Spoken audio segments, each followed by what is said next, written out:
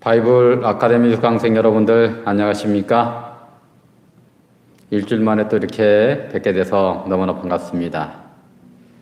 제가 지식이 참 부족하고 또 앞이 보이지 못하는 사람이기 때문에 말씀 연구하는 데 힘이 들긴 하지만 우리 하나님을 의지하고 성령의 지혜를 강구하면서 이 말씀을 준비하게 되었습니다. 오늘은 성서 표성학 6강 멜기세덱이라고 하는 제목으로 함께 은혜를 나누도록 하겠습니다.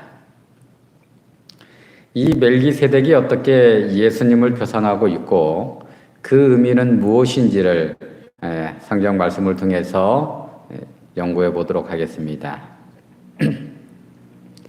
창세기 14장에 멜기세덱에 대한 기사가 나오고 있는데요.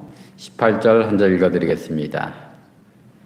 살림한 멜기세덱이 떡과 포도주를 가지고 나왔으니 그는 지극히 높으신 하나님의 제사장이었더라. 여기 보면 살림왕 멜기세덱이 나오고 있습니다. 이 살림왕 멜기세덱에 대해서 성경 스스로 주석한 내용이 히브리서 7장에 나오고 있습니다. 1절로 3절까지의 말씀을 제가 좀 읽어드리겠습니다. 이 멜기세덱은 살렘 왕이요 지극히 높으신 하나님의 제사장이라. 여러 임금을 쳐서 죽이고 돌아오는 아브라함을 만나 복을 빈자라. 아브라함이 일체 10분의 1을 그에게 나눠주니라.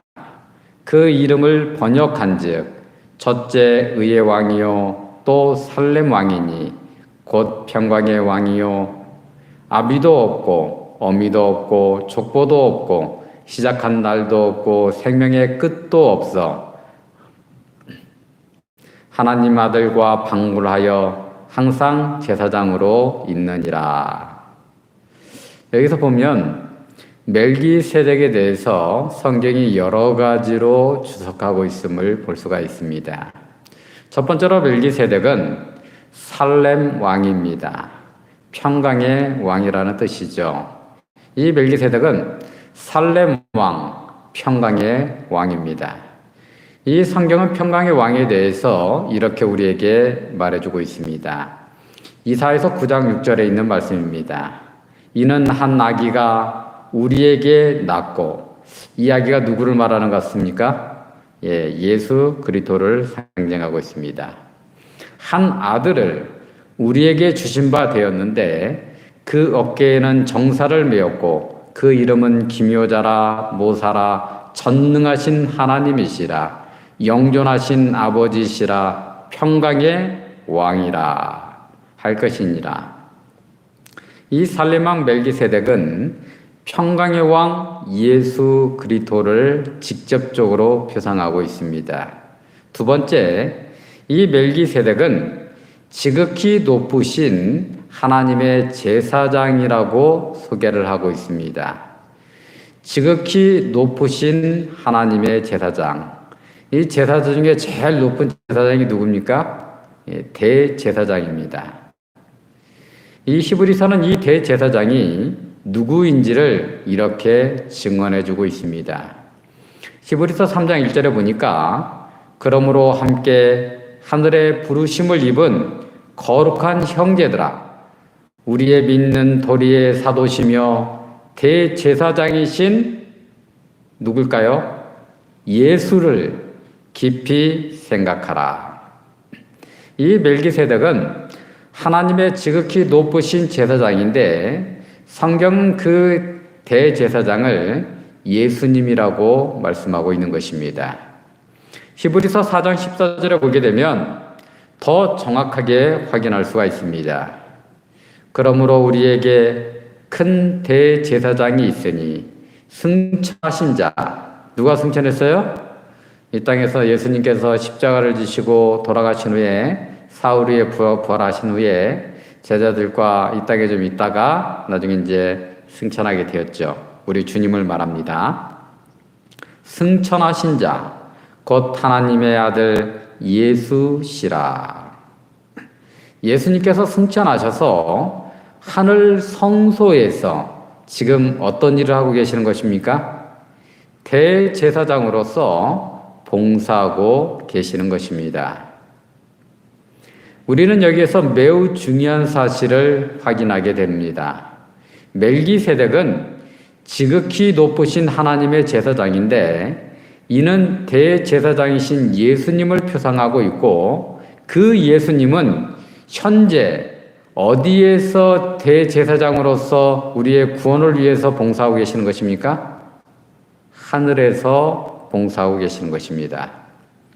셋째, 아브라함이 10분의 1을 멜기세덱에게 바쳤다라고 말하고 있습니다.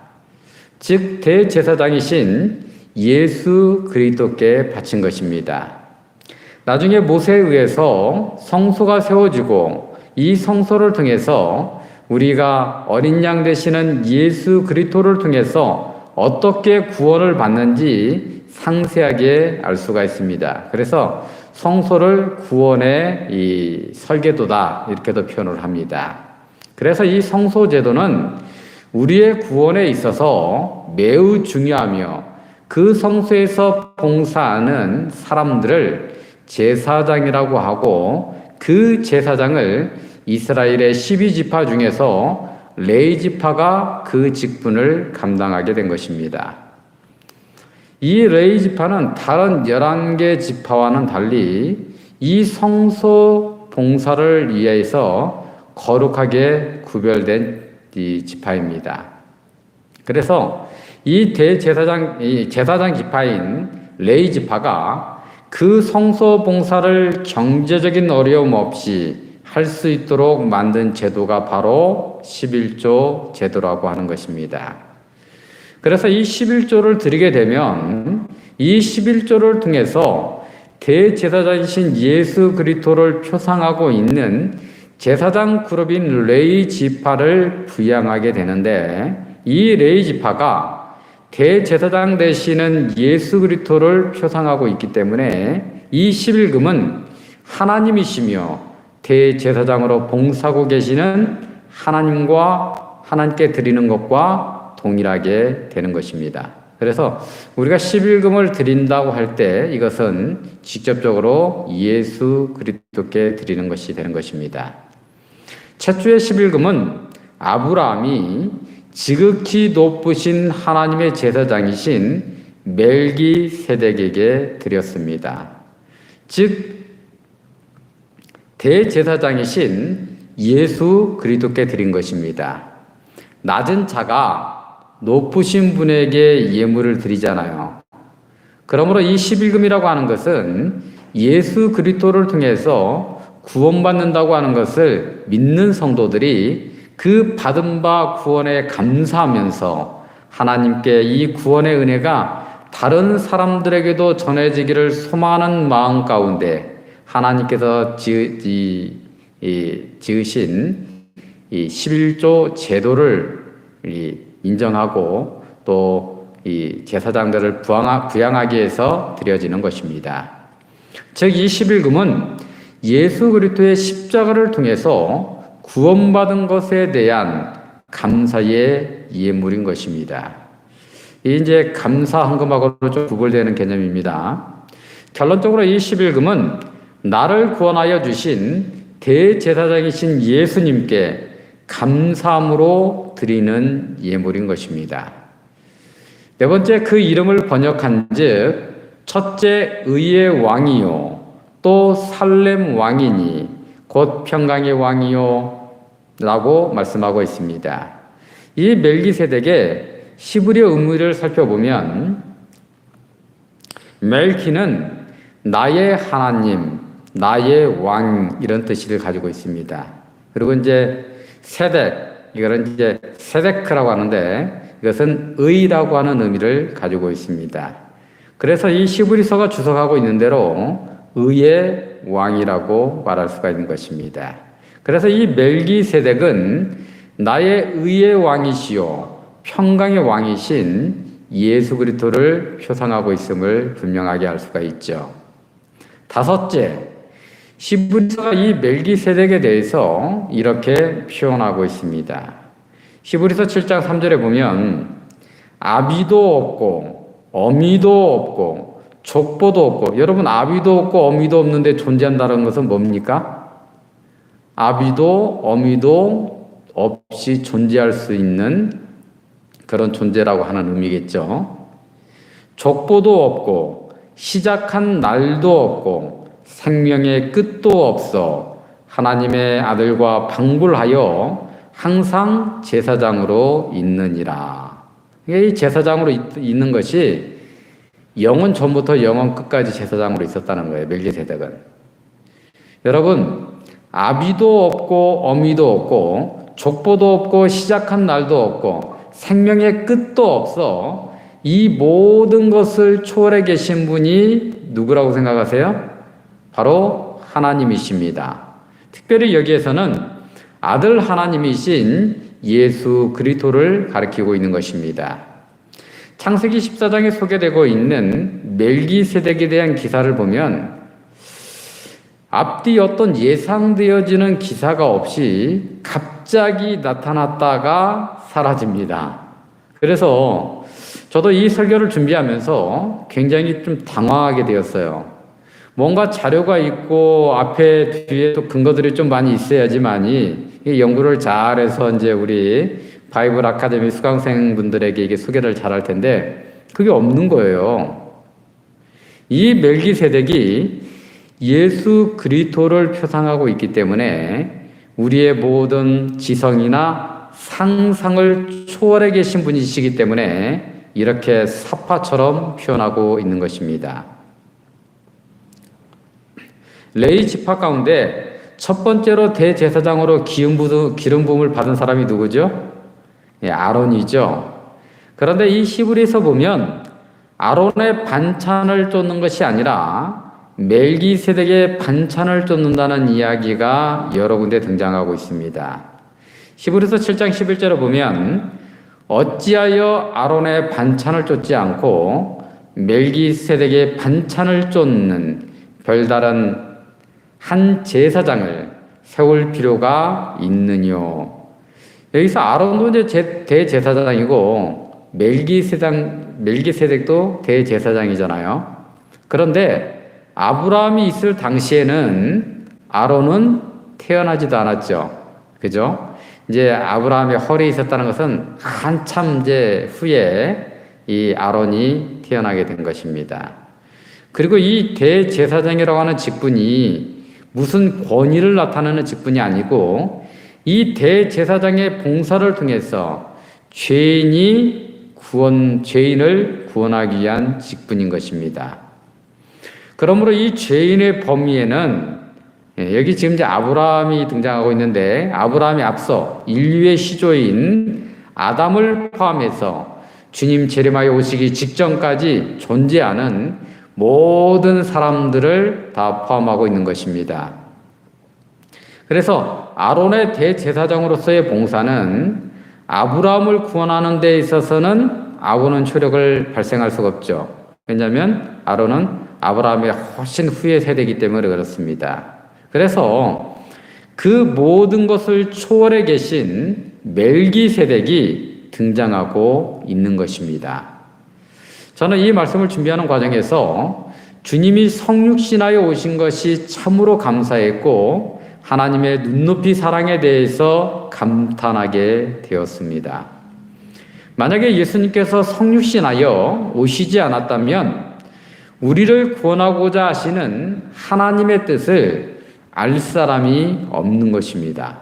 이 하나님은 높으신 저 하늘에 있기 때문에 우리 인간의 지성을 뛰어넘는 범위에 있기 때문에 하나님께서 우리를 구원하기 위해서 무슨 일을 하셔도 우리가 알 도리가 없고 우리가 그것을 알지 못하면 믿음으로 받아들일 수가 없고 그렇게 되면 구원을 받을 수가 없게 되는 거겠죠. 하나님께서는 그래서 우리가 이해하고 우리가 믿고 받아들일 수 있도록 그렇게 하시기 위해서 여자의 후손으로 이 땅에 오신 것입니다. 우리가 보고 듣고 십자가에 못 박혀 돌아가신 주님을 바라보면서 하나님의 구원의 도를 깨닫고 그 사실을 믿음으로 구원받기를 원하신 것입니다. 자, 그렇다면 이 멜기세덱이 하나님의 지극히 높으신 제사장으로서 대제사장이신 예수 그리스도를 표상하고 있는데요. 왜 예수님이 대제사장이 되셔야만 했을까요? 그리고 왜 주님께서는 지금 이 시간에도 하늘 성소에서 봉사하셔야만 하시는 것일까요? 예수님이 대제사장이시고 하늘 성소가 있다는 사실을 우리가 히브리서의 말씀을 통해서 알 수가 있고, 지금 대제사장인 우리 주님께서는 하늘 성소에서 봉사하고 계심을 우리가 알 수가 있는 것이죠. 간단하게 설명해 드리면, 대제사장이 죄인의 죄를 완전히 도말하는 대속죄일의 봉사를 통해서 그 사실을 간단하게 설명해 보도록 하겠습니다. 그래서 이거는 이제 디테일한 설명이 아니고 개략적인 설명이기 때문에 이 대제사장의 역할만 여러분들이 이해를 하면 되겠습니다. 여기에는 세 등장인물이 필요합니다. 첫 번째는 죄를 용서받기를 원하는 죄인이 있어야 되겠죠. 두 번째는 그 죄인을 대신해서 죽어야 하는 제물이 필요한 것입니다. 세 번째는 그 죄를 완전히 도말하기 위해서 봉사하는 대제사장이 있어야 되는 것입니다. 먼저 이 죄인이 죄를 용서받기 위해서 제물을 준비해서, 이게 이제 이 성경에는 어린 양이라든지 소라든지 비둘기라든지 여러 이제 그 제물들이 나오지 않습니까? 이 모든 제물들이 누구를 표상해요? 예수 그리스도를 표상하는 것입니다. 그래서 먼저 죄인이 이 죄를 용서받기 위해서 제물을 준비해서 대제사장이 있는 성소로 가게 됩니다. 이 성소는 이 세 단계로 되어 있는데 성소들과 성소와 지성소로 구분이 되어 있죠. 그래서 이 성소들에서 칼로 제물을 죽이게 되는데 누가 죽이는 것입니까? 대제사장이 죽이는 것이 아니라 죄인이 제물을 죽이는 것입니다. 이것은 매우 중요한 의미를 가지고 있어요. 이것은 십자가에 못 박혀 돌아가신 주님을 내 죄 때문에 내가 죽인 것이라고 하는 신앙 고백인 것입니다. 십자가에서 돌아가신 주님은 이스라엘의 대사장이나 바리새인이나 장로들에 의해서 돌아가신 것이 아니고 내가 죽인 것입니다. 로마 병사가 창으로 찔러서 돌아가신 것이 아니라 나의 죄가 주님을 찔러서 주님의 심장이 터지셔서 돌아가신 것입니다. 그 사실을 인정하는 것이 제물의 머리에 안수하여 회개함으로 내 죄가 그 제물이 상징하고 있는 주님에게로 다 전가되었다라고 하는 것입니다. 그리고 그 제물을 죽임으로 주님께서 나의 죄 때문에, 이 죄인 때문에 십자가에서 돌아가셨다고 하는 것을 인정하는 것입니다.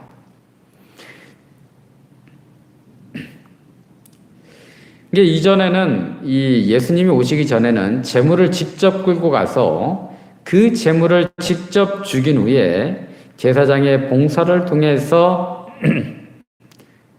번제단에서 제물이 불살라짐으로 속죄가 되었는데, 그 제물이 표상하고 있는 주님이 오신 이후에는 그리스도의 십자가의 보혈을 의지하여 주님의 이름으로 회개함으로 나의 죄가 주님에게로 직접 전가되는 것입니다.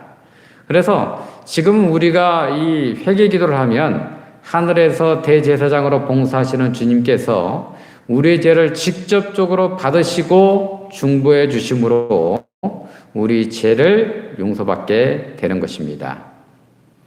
그래서 이 제물을 죽여서 드렸다고 해서 죄가 완전히 사해지는 건 아니죠. 왜냐하면 그 죄가 사해지기 위해서는 그 다음 단계의 봉사가 필요한 것입니다. 그래서 그 죄는 지금 제물에게로 전가된 상태인 것입니다. 그래서 이 대제사장은 이 제물을 가지고 번제단에서 불사르고 그 제물의 피를 가지고 성소에 들어가게 됩니다. 성소에 들어가게 되면 7 촛대도 있고 떡상도 있고 분향장도 있죠. 이 지성소 앞에 분향단이 있는데 이 대제사장은 이 지성소의 시장 앞에 분향단 앞에 피를 뿌리고 분향단에 향을 피우고 중보 기도를 하게 됩니다. 이때 여러분, 이 분향단에 이 향을 피우려면 불이 필요하잖아요. 이 분향단의 불은 어디에서 가져와야 되는지 아십니까?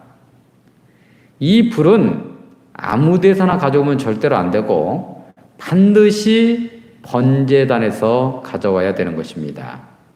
다른 불을 사용하게 되면 절대로 죄사함을 받을 수가 없으며 그 제사장은 불경죄로 죽게 되는 것입니다. 그런데 여러분, 왜 반드시 번제단의 불을 사용해야만 될까요? 이 번제단에서는 무슨 일이 벌어지는 장소예요? 죄인의 죄를 대신해서 제물이 불살라지는 장소인 것입니다. 즉 예수 그리스도의 십자가의 대속을 표상하고 있는 것입니다. 이것은 예수 그리스도의 십자가의 보혈 외에 다른 어떤 것으로도 우리의 죄를 사함을 받을 수 없음을 의미하고 있는 것입니다. 더불어서 예수 그리스도의 이름 외에 다른 이름으로 우리가 이 회개 기도를 한다고 해도 아무런 소용이 없음을 말해주고 있는 것입니다. 반드시 예수 그리스도의 이름으로 우리가 하나님께 회개 기도를 할 때에 우리 기도가 하늘에 올라가게 되는 것입니다. 그리고 1년에 한 번씩 주님의 몸을 상징하고 있는 이 지성소와 성소를 가로막고 있는 이 시장이 걷어지게 되는데 이 시장을 걷고 지성소로 들어가게 되는데 대제사장이 역시 지성소에서 죄인의 죄를 대속해 주는 그리스도의 보혈을 상징하는 피를 쉬운 자에 뿌림으로써 완전히 죄가 도말되게 되는 것입니다. 이 대제사장의 이 지성소 봉사가 마치게 되면 어떤 일이 일어나는 거예요? 주님께서 재림하여 이 땅에 오시는 것입니다. 이 속죄일 봉사가 마쳐지게 되었을 때에 죄가 남아있는 죄인은 어떻게 될까요? 죄를 완전히 도말해야 되기 때문에 그 죄인은 자기가 가지고 있는 죄와 더불어 멸망받을 수밖에 없는 것입니다. 그러므로 우리는 주님께서 지금 지성소 봉사를 하고 있는 이 은혜의 기간에 우리의 죄를 십자가의 보혈을 의지하여 회개해야 되는 것입니다. 주님께서 재림하여 오시기 전까지 우리의 죄가 아직도 도말되지 않고 남아 있는 것입니다. 이전에는 제사장이 성소 봉사를 통해서 대속죄일에 죄를 도말했는데 현재는 그 역할을 누가 하고 계신다고요? 그래서 하늘 성소가 필요하며 주님께서 이 하늘 성소에서 대제사장으로서 봉사하고 계시는 것입니다. 그리고 하늘 성소는 당연히 죄인의 죄를 십자가의 보혈을 통해서 용서하고 구원하기 위해서 존재하는 것입니다. 그러면 이 하늘 성소는 언제부터 존재하고 있었을까요? 하늘 성소는 언제부터? 이 성소는 그냥 존재하는 게 아닙니다. 죄가 있기 때문에 존재하는 것이죠. 적어도 이 우주 가운데 죄가 발생하기 전부터 존재하고 있었다라고 생각이 듭니다. 인류의 시조인 아담이 죄를 짓기 전부터 존재했던 것입니다. 모세가 지상 성소를 짓기 전부터 존재했으며 그 전부터 주님께서는 대제사장으로서 성소 봉사를 하고 계셨던 것입니다. 그 성소 봉사가 언제 끝이 나는 거예요? 주님께서 재림하시기 직전에 끝이 나게 되는 것입니다. 하늘 성소에 관한 말씀을 한 절만 제가 찾아서 읽어드리도록 하겠습니다. 이게 이제 하늘 성소가 우리가 한 번도 보지 못했잖아요. 하늘 성소. 이 지상에 있는 성소는 이 모형 같은 거라든가 이 성소를 만들어서 그 의미를 설명하기 위해서 이렇게 하는 데가 이제 많이 있습니다. 근데 하늘 성소를 우리가 본 적이 없어요. 그죠? 그래서 하늘 성소에 관한 말씀 한 절만 찾아보도록 하겠습니다. 시브리서 8장 5절에 있는 말씀입니다.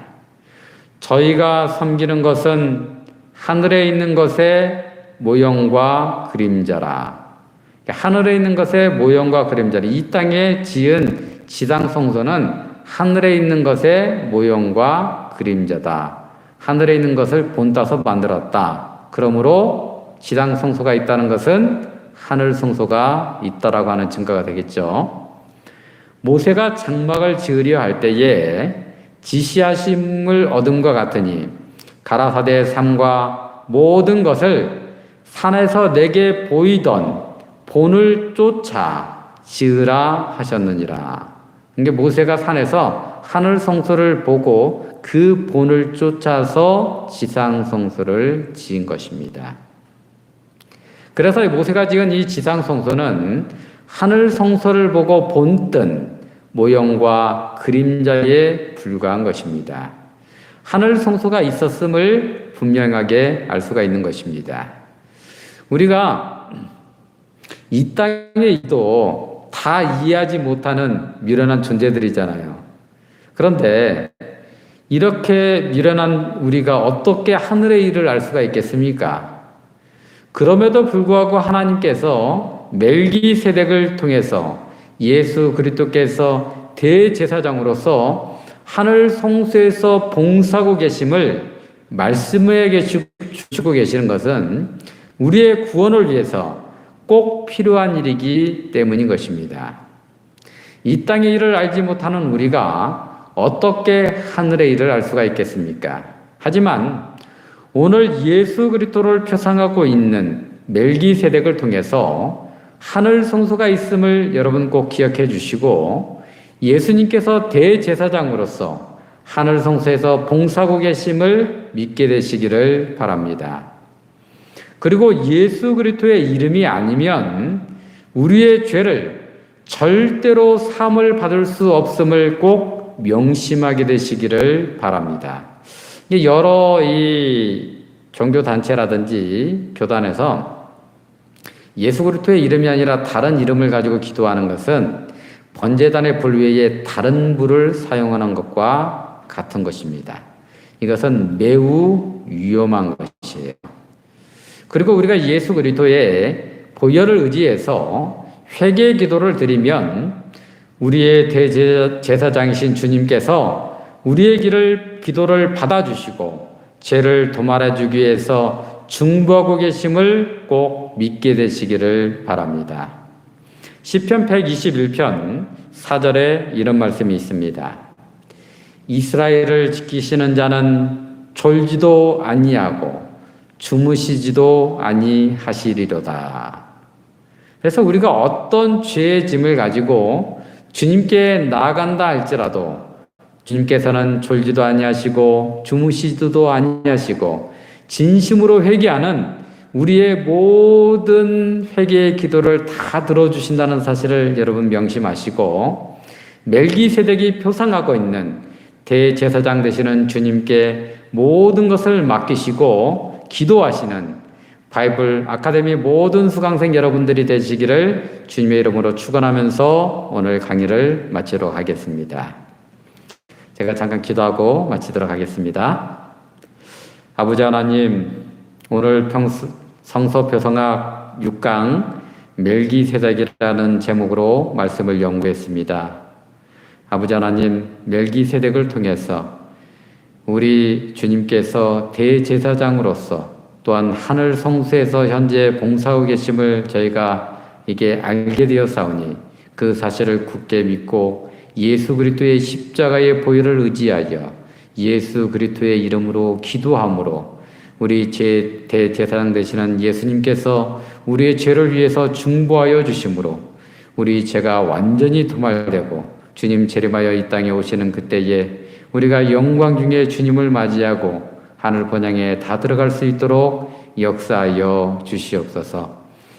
우리 바이블 아카데미 수강하시는 모든 분들이 이 말씀 하나하나를 성령 하나님의 도움을 통해서 잘 깨달음으로 정말 예수 그리스도를 믿고 구원을 받는데 큰 도움이 될 수 있도록 우리 하나님 역사하여 주시고 은혜를 베풀어 주시옵기를 우리 구주 예수님의 이름으로 기도드리옵나이다.